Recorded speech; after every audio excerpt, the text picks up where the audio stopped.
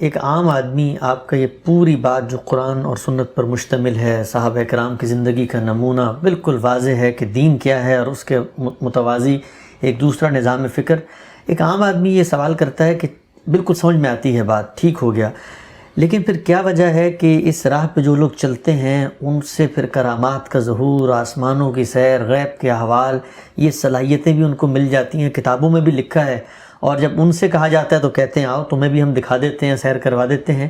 تو وہ یہ سمجھنا، اس کو یہ اضطراب پیدا ہوتا ہے کہ اگر یہ ایک غلط طریقہ ہے، دین میں نہیں بیان ہوا، تو پھر اس میں یہ کامیاب کیسے ہو جاتا ہے، اس میں لوگوں کو یہ مراتب حاصل کیسے ہو جاتے ہیں؟ اللہ تعالیٰ کی اس کائنات پر غور کرنے کے نتیجے میں آئنسٹائن نے کیا کچھ کر ڈالا، نیوٹن نے کیا کچھ کر ڈالا، موجودہ دنیا میں کیا کیا گیا ہے، تو آپ کے نفس کے اندر بھی ایک دنیا ہے۔ اگر آپ اس سے رابطے کی مہارت پیدا کر لیں تو آپ بھی بڑے بڑے کمالات دکھا سکتے ہیں۔ اس کا دین سے کیا تعلق؟ وہ ایک بدھ لاما بھی دکھا دے گا، وہ ایک ہندو یوگی بھی دکھا دے گا، وہ ایک عیسائی متکلم بھی دکھا دے گا۔ آپ کے پاس وقت ہو تو میں آپ کو ان سب کی داستانیں سنا دیتا ہوں۔ یعنی ان کی تذکرۃ الاولیاء ہم سے بھی بڑی ہے اور صدیوں پر محیط ہے۔ تو اس سب کچھ کا کوئی تعلق اللہ تعالیٰ کی طرف سے کسی بات سے نہیں ہے۔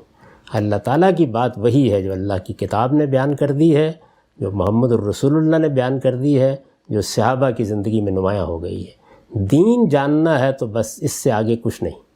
اپنا کوئی فلسفہ بنانا ہے تو اپنے فلسفے کے طور پر پیش کیجئے۔